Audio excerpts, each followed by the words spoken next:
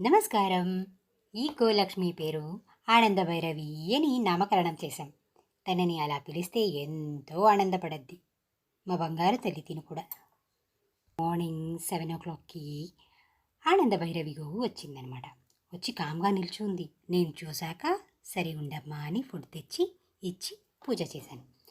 తనకి బొట్టు పెట్టి పూజ చేసి పంపించే వరకు అస్సలు బయలుదేరదు.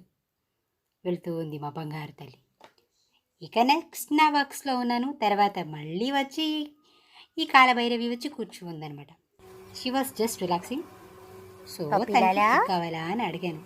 ఓకే, తను రిలాక్స్ అవుతుంది కదా అని ఈ లోపల తీసుకొచ్చి తనకి కూడా ఇచ్చాను. ఇవి ఎలా అంటే చాలా వినయంగా వచ్చి కామ్గా కూర్చోంటాయి అన్నమాట. ఇక తను భోంచేసుకుని మెల్లగా బయలుదేరింది.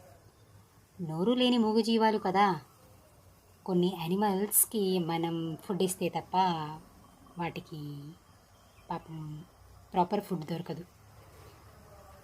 కొన్ని వేటాడి చంపి తినేస్తాయి. ఇలాంటి యానిమల్స్ ఆ టైప్ కాదు కాబట్టి అవి మన గుమ్మం వద్ద ఆరల్స్ ఇంటి వద్ద వచ్చి ఉన్నప్పుడు కాస్త మంచి నీళ్ళు ఇవ్వడం, ఆరల్స్ ఏదో తోచినంత ఫుడ్, ఆరల్స్ బిస్కెట్స్ ఏదన్నా ఇవ్వడం మా అమ్మగారు నాకు నేర్పిన one of the good habits. And right now just Bagalamukhi వచ్చింది. భోంచేసుకుని తను పూజ చేసుకుని బాగా అయింది ఎండ ఇవాళ.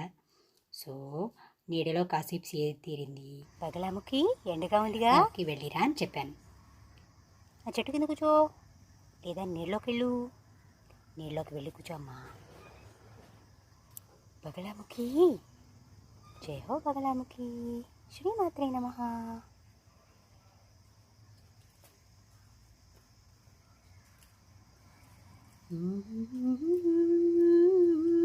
నిజానికి మాకు గోవులతో ఇంత చక్కని అనుబంధం క్రియేట్ చేసిన దానికి మా బగలాముఖికి ఎన్నో కృతజ్ఞతలు చెప్పాలి. మా నాన్నగారు రిటైర్ అయ్యాక మేము ఈ హౌస్కి షిఫ్ట్ అయిన తర్వాత మాకు మొదటిగా పరిచయమైన గోలక్ష్మి ఈ బగలాముఖి.